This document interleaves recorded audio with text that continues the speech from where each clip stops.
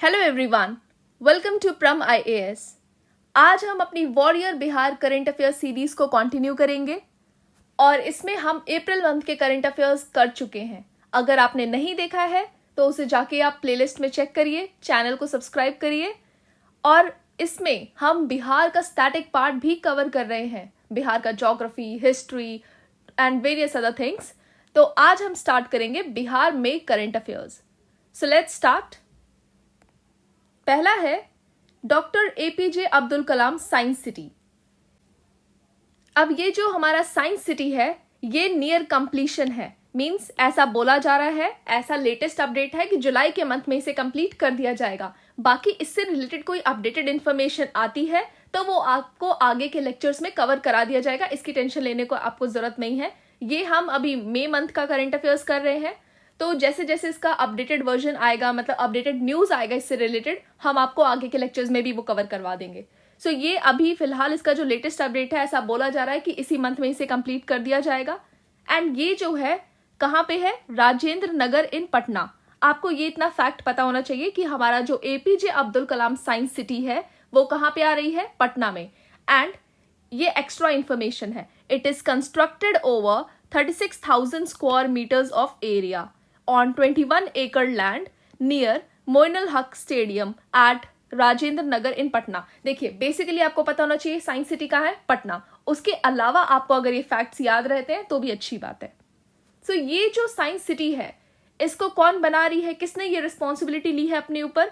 Department of science and technology Bihar. और purpose क्या है, एम क्या है? To develop a world class science centre for Bihar. Bihar के लिए एक वर्ल्ड क्लास साइंस सेंटर बनाना। And it will address various other issues, और बहुत सारे जो जरूरतें हैं बिहार की वो सारी जरूरतें ये पूरी करेगी साइंस सिटी। जैसे कि it will address the key needs specific to the Bihar about science and technology. उसका एप्लीकेशन इन डेली लाइफ, मतलब हम साइंस को डेली लाइफ में यूज करते हैं, जो भी हमारे जरूरतें हैं साइंस से रिलेटेड वो सारी चीजें ये साइंस सिटी एड्रेस करेगी। Also, it will also include the role of Bihar in the history of science। Bihar का क्या कंट्रीब्यूशन रहा है साइंस की हिस्ट्री में। एंड इसमें एक एग्जीबिशंस भी होंगे, जैसे स्पेस साइंस को दिखाएगा ये, एंड मिसाइल टेक्नोलॉजी में हम कितने आगे हैं उसके बारे में बताएगा। तो ये जो बिहार का साइंस सिटी है कहाँ पे आ रहा है, पटना में।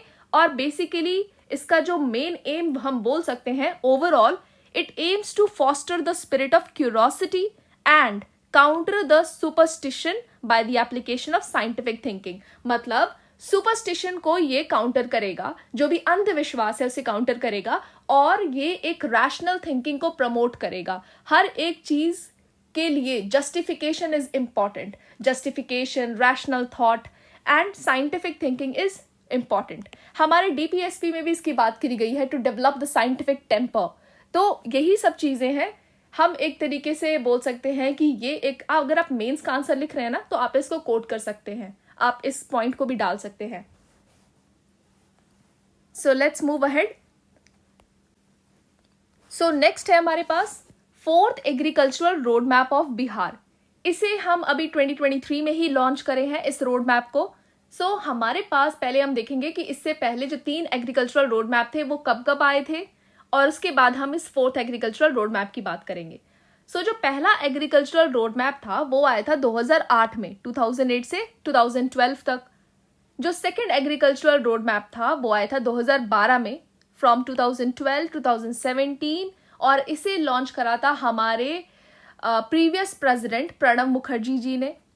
और उसके बाद जो थर्ड एग्रीकल्चरल रोड मैप है वो आया था 2017-2023। एक्चुअली ये 2022 तक था, लेकिन इसे 2022 में 1 साल के लिए और एक्सटेंड कर दिया गया। सो ये अभी 31 मार्च तक चल रहा था हमारा, और उसके बाद हमने ये fourth agricultural road map launch करा है। तो जो हमारा थर्ड एग्रीकल्चरल रोड मैप था वो लॉन्च करा था हमारे श्री रामनाथ कोविंद जी ने, और अभी ये लॉन्च हुआ है फोर्थ एग्रीकल्चरल रोड मैप। तो इसका जो ड्यूरेशन है, मतलब ये कब से कब तक चलेगा, ये है 2023, दैट इज 1 अप्रैल 2023 से 31 मार्च 2028। देखिए इससे पहले जो रोड मैप आया था आप देख सकते हैं वो भी 31 मार्च तक चला था, और ये जो अभी है ये भी 31 मार्च तक चलेगा। जनरली ये 5-5 सालों का होता है, बट यहाँ पे आप देख सकते हैं जो पहला एग्रीकल्चरल रोड मैप था वो इम्प्लीमेंट हुआ था 2008 में और चला था 2012 तक, दैट इज 4 years। और जो सेकंड एग्रीकल्चरल रोड मैप है वो चला था 2017, 12 से 17 तो 5 years। एंड जो अभी थर्ड एग्रीकल्चरल रोड मैप है वो 6 years। और अभी जो फोर्थ एग्रीकल्चरल रोड मैप है वो अगेन हम 5 year के ड्यूरेशन के लिए दे रहे हैं और इसका जो कॉस्ट है वो है ₹1.62 lakh crore over the next 5 years। पूरे 5 साल का ये कॉस्ट है।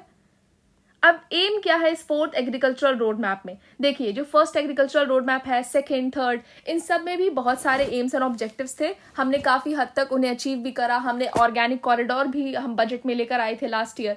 तो ये सब चीज़ें जो है ना डिटेल में हम मेंस के करंट अफेयर्स के लिए देखेंगे। अभी हम करते हैं सिर्फ fourth agricultural road map.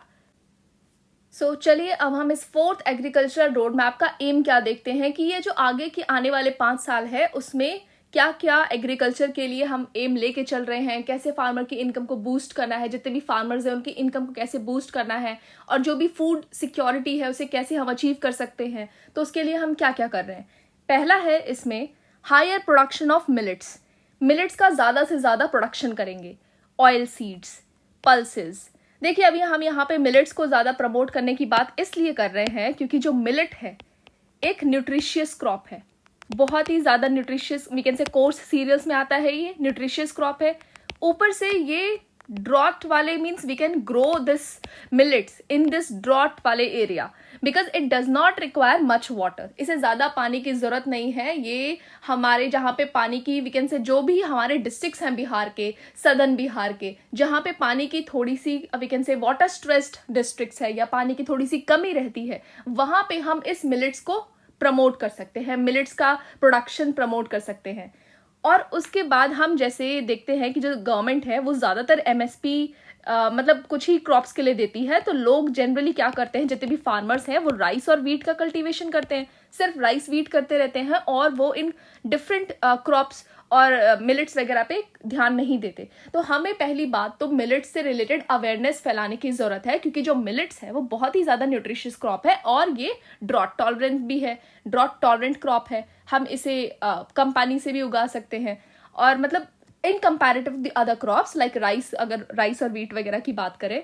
Second M है इसका क्रॉप डाइवर्सिफिकेशन, मतलब एमएसपी की वजह से जो जैसे एमएसपी का जो प्राइस है वो राइस और वीट पे ज़्यादा अच्छा मिलता है जनरली, इसलिए फार्मर्स इनको ग्रो करते हैं, ज़्यादा प्रॉफिट होता है। तो हम क्या करेंगे, हम फोर्थ एग्रीकल्चरल रोड मैप पे क्रॉप डाइवर्सिफिकेशन की बात करेंगे। आप डिफरेंट क्रॉप्स को उगाइए।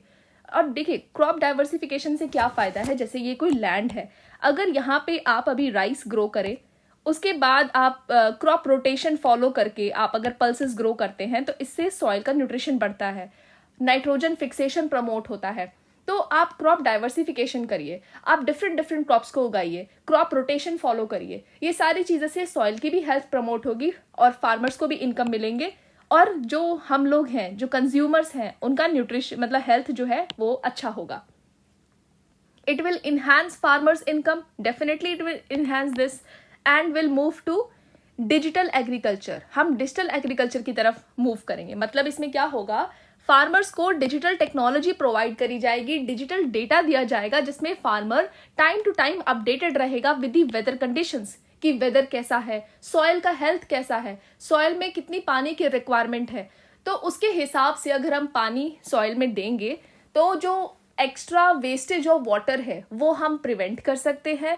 साथ के साथ सॉइल में अगर हमें इस डेटा से पता चलेगा कि किस चीज़ की रिक्वायरमेंट है, जैसे नाइट्रोजन की रिक्वायरमेंट है, देन फॉस्फोरस, पोटेशियम, एनपीके की बात करते हैं ना हम, फर्टिलाइजर, तो कितने अमाउंट में रिक्वायर्ड है, यूरिया कितने अमाउंट में रिक्वायर्ड है, हमें इन सब डेटा से पता चल जाएगा। और अगर मतलब वेदर प्रिडिक्शन से भी कितने पानी देने की ज़रूरत है, ये सब चीज़ें पता चलेंगी तो हम वेस्टेज को प्रिवेंट कर सकते हैं और अपने जो यूजफुल रिसोर्सेज हैं उनको अच्छे से यूज़ कर सकते हैं और उन्हें फ्यूचर जनरेशन्स के लिए सेव कर सकते हैं। तो इससे क्या होगा, जो फार्मर्स को लॉस होता था वो नहीं होगा और उनकी इनकम इन्हांस होगी।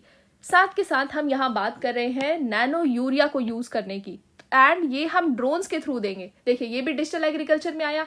एक तो फार्मर को मिल रहा है अपडेटेड वेदर कंडीशन से रिलेटेड डेटा, उसके बाद हम उन्हें ड्रोन टेक्नोलॉजी से नैनो यूरिया दे रही है। अब देखिए ये जो नैनो टेक्नोलॉजी है ये बिल्कुल वी कैन से अपकमिंग है। हम इसको यूज़ करने को ज़्यादा से ज़्यादा यूज़ करने की बात करते हैं। हम इन्हें सिर्फ यहाँ एग्रीकल्चर में नहीं यूज़ करते, हम इन्हें मतलब डिफरेंट फील्ड्स में यूज़ करते हैं। हम इनका यूज़ मेडिकल साइंस में भी करते हैं, मेडिसिन में भी करते हैं, नैनो ड्रग्स एट्सेट्रा, जो हम मेंस में बात करेंगे। अभी हम नैनो यूरिया को देखते हैं। नैनो यूरिया को हम ड्रोन्स के थ्रू सप्लाई करते हैं। देखिए जो नैनो यूरिया है एक तरीके से यूरिया है। यूरिया क्या होता है? फर्टिलाइजर। तो ये वो भी नैनो लेवल की बात करें। ये जो फर्टिलाइजर है ये कॉस्ट इफेक्टिव है और ये लो क्वांटिटी में अप्लाई करने से भी हम अच्छा प्रोडक्शन कर सकते हैं। फॉर एग्जाम्पल अगर आप किसी लैंड में मानिए 2 यूनिट्स का नॉर्मल यूरिया जो आप यूज करते हैं अगर वो डालते हैं तो इससे प्रॉफिट होता है उसको 5 यूनिट्स का। और अगर आपने वहीं पे सिर्फ हाफ यूनिट का यूरिया डाला, means this nano urea, okay, अगर आपने इसमें नैनो यूरिया डाला हाफ यूनिट का तो भी आपको ये 5 यूनिट्स का प्रॉफिट दे रहा है। मतलब ये जो है बहुत ही ज्यादा लो क्वांटिटी में रिक्वायर्ड है और ये कॉस्ट इफेक्टिव भी है। तो इससे क्या होगा? फार्मर का इनकम बढ़ेगा, डेफिनेटली बढ़ेगा, क्योंकि यहाँ पे इनपुट कम है और आउटपुट अच्छा है। तो चलिए अब हम करते हैं इसमें नेक्स्ट। इससे पहले आप इस वीडियो को अगर आपको अच्छा लग रहा है तो आप लाइक करिए और चैनल को सब्सक्राइब करिए। Then next, 1 station 1 product scheme. ये स्कीम लेकर आई है हमारी रेलवेज। तो इसमें स्कीम के अंदर क्या है कि जो भी एक स्टेशन है उस स्टेशन की क्या स्पेशलिटी है और वो उस प्रोडक्ट को अपने स्टेशन पे मतलब प्रमोट करेगी और उसे सेल करेगी। तो इसमें क्या है, रेलवेज ने क्या करा है, हमारे बिहार से 50 स्टेशंस को आइडेंटिफाई करा है इस स्कीम के अंदर। दिस 1 स्टेशन 1 प्रोडक्ट स्कीम, हमारे बिहार से यहाँ पे 50 स्टेशंस आइडेंटिफाई हुए हैं और वो एक स्टेशन उस प्रोडक्ट को प्रमोट करेगा, उस प्रोडक्ट के लिए जाना जाएगा। फॉर एग्जाम्पल आप यहाँ देख सकते हैं ये जो इमेज है इसमें लिखा हुआ है मुजफ्फरपुर इस्लामपुर का मशहूर लहटी। तो ये जो है ये इस तरीके से आपके स्टॉल्स लगे होते हैं और ये अपने प्रोडक्ट को, अपने रीजन के प्रोडक्ट को प्रमोट करते हैं। नाउ इसमें क्या है कि ये जो इनिशिएटिव है ये लॉन्च करा गया है with an aim to translate the railways vision of this vocal for local into a reality. मतलब हम अपने लोकल ट्रेडिशंस को, लोकल हैंडीक्राफ्ट्स, लोकल आर्ट्स, इसे प्रमोट करें। वोकल फॉर लोकल, अपने लोकल चीज़ों के लिए बात करें, उसको बहुत आगे तक ले जाएं और मतलब उसकी डिमांड को इंक्रीज करें। द नेक्स्ट इज स्टेट का पहला सुपर कंप्यूटर। मतलब हमें बिहार का पहला सुपर कंप्यूटर मिल गया है, आईआईटी पटना में ये आने वाला है। That is IIT Patna to get a Param super computer of 833 teraflops, a high performance computing system by September this year. मतलब इसे सितंबर तक ये हम जो परम सुपर कंप्यूटर है उसको आईआईटी पटना में इंस्टॉल कर देंगे। ये आप यहाँ पे इमेज भी देख सकते हैं। और ये जो परम सुपर कंप्यूटर है ये सीडैक ने बनाया है जो हम आईआईटी पटना में इंस्टॉल करने वाले हैं। नेक्स्ट है हमारे पास मिशन परिवर्तन। ये जो मिशन है और ये जो स्कीम है इसे लॉन्च करा है हमारे डिप्टी सीएम तेजस्वी यादव ने।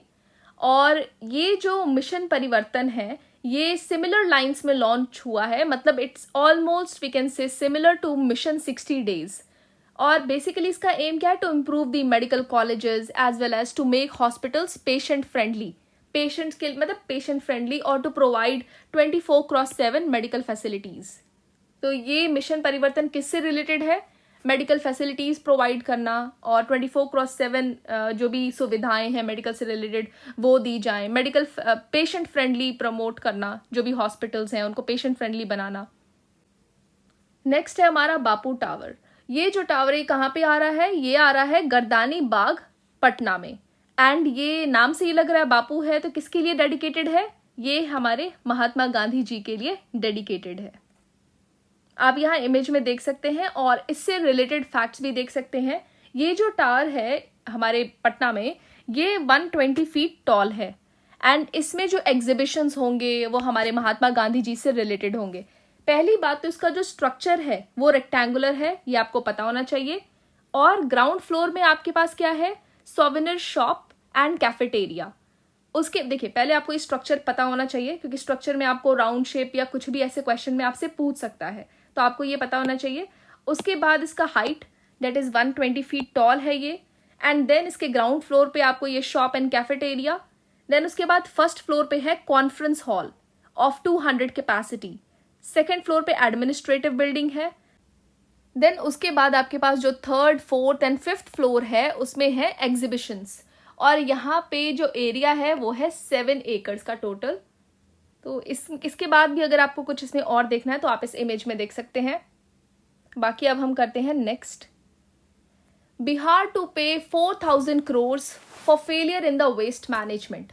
तो बिहार अपना जो टारगेट था उसको अचीव नहीं कर पाया, तो इसलिए बिहार को पे करने पड़े 4000 करोड़ रुपए।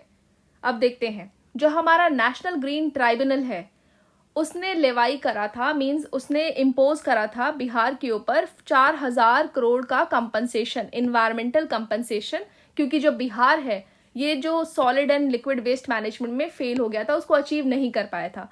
तो देखिए फैक्ट ये है कि जो बिहार है वो प्रोड्यूस करता है इतना tons per day of solid waste, that is 5437 tons per day of solid waste, जिसमें से सिर्फ 1365 दिस टन्स पर डे का जो गार्बेज है, जो वेस्ट है, हम प्रोसेस कर पाते हैं। बाकी जो बचा इतना सारा अमाउंट का वेस्ट, उसे हम प्रोसेसिंग, मतलब waste processing is very much important before disposing the waste, तो ये हम नहीं करते, जिसकी वजह से हमारा जो टारगेट था उसे हम अचीव नहीं कर पाए। तो जो नेशनल ग्रीन ट्राइब्यूनल है उसने बिहार पे ये अमाउंट इम्पोज करा था, तो आपको इतना ये पता होना चाहिए। नेक्स्ट है मखाना रिसर्च सेंटर। ये जो रिसर्च सेंटर है ये है दरभंगा में, इसे वापस से नेशनल स्टेटस मिल गया है। तो ये जो रिसर्च सेंटर है मखाना का दरभंगा में, इसको फिर से रीडेजिग्नेट कर दिया गया है as a national research centre for makhana. And ये एक्चुअली हमें ICAR ने एक ऑफिशियल नोटिफिकेशन के थ्रू इससे हमें पता चला है कि जो हमारा ये रिसर्च सेंटर है इसे एक नेशनल रिसर्च सेंटर का वी कैन से दर्जा मिल चुका है, नेशनल रिसर्च सेंटर का इसे अब बोला जाएगा, इसे नेशनल स्टेटस मिल चुका है। ये जो सेंटर है ये ऑपरेट करेगा under the administrative control of ICAR, क्योंकि अब ये इसे नेशनल स्टेटस मिला है, तो इसे इसका जो भी कंट्रोल है, एडमिनिस्ट्रेटिव कंट्रोल, वो Indian council of agricultural research के पास चला गया है। और ये जो नेशनल रिसर्च सेंटर फॉर मखाना है इसे एस्टैब्लिश करा गया था 2002 में, जब हमारे प्राइम मिनिस्टर कौन थे, अटल बिहारी वाजपेयी। अटल बिहारी वाजपेयी जी जब हमारे प्राइम मिनिस्टर थे तब इस NRCM, national research centre for makhana, उसे एस्टैब्लिश करा गया था। नाउ ये जो मखाना है जनरली बिहार के मिथिला रीजन में ग्रो किया जाता है, और ये आपको पता होगा मधुबनी, दरभंगा, ये वाले रीजन है, इसे ही बोला जाता है Mithila region. In Bihar it accounts for approximately 90% of the global production of makhana और फॉक्सनट, एंड ये बहुत ही ज़्यादा न्यूट्रिशियस एक्वेटिक क्रॉप है। तो ये जो मिथिला मखाना है इसे 2022 में ही GI टैग दिया गया है, और जब इसे GI टैग दिया गया था तो ये 15th GI टैग कमोडिटी था बिहार का, and 5th agricultural product to, और we can say crop, to receive this recognition. Then moving to next. अगर आपको ये अच्छा लग रहा है जो भी ये वीडियो सीरीज है, तो आप कमेंट सेक्शन में बता सकते हैं। If you are finding it interesting और हेल्पफुल, तो आप इंटरेस्टिंग या हेल्पफुल कमेंट करके बता सकते हैं, क्योंकि मैं सारे कमेंट्स पढ़ती ज़रूर हूँ। तो अगर आपको अच्छा लग रहा है तो आप फीडबैक ज़रूर दीजिए, इससे एक तरीके से मोटिवेशन मिलता है। तो आप लाइक और कमेंट ज़रूर करिए। The next is 2 more coal blocks with huge reserve found in Bhagalpur. सो भागलपुर में 2 और कोल ब्लॉक्स हमें मिले हैं। वो लोकेशंस कौन से हैं, मिर्जा गांव, लक्ष्मीपुर। ये ऐसे भागलपुर डिस्ट्रिक्ट में 2 और नए कोल ब्लॉक्स आइडेंटिफाई करा गया। देखिए आपसे क्वेश्चन पूछा कैसे जाएगा, आपसे बोला जाएगा मिर्जा गांव, लक्ष्मीपुर, मंदार पर्वत ये किसके लिए जाने जाते हैं, तो आप कोल ब्लॉक्स ऐसे आइडेंटिफाई करेंगे। आपसे इससे पहले भी ऐसा ही क्वेश्चन पूछा गया है।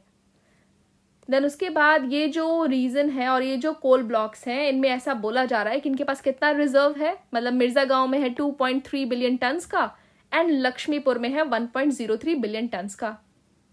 अब इससे पहले, मतलब ये डिस्कवरी तब आई, इससे पहले हमें ये जो मंदार पर्वत है ना, यहाँ पे भी ऐसे रिजर्व्स मिले हैं, और उसके बाद अब हमें भागलपुर में मिले हैं। तो ये जो मंदार पर्वत है ये कहाँ पे है, ये है हमारा बांका में।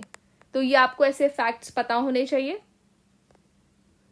देन हमारे Bihar state pollution control board, इसके नए चेयरमैन और चेयरपर्सन अपॉइंट करे गए हैं। इनका नाम क्या है? देवेंद्र कुमार शुक्ला।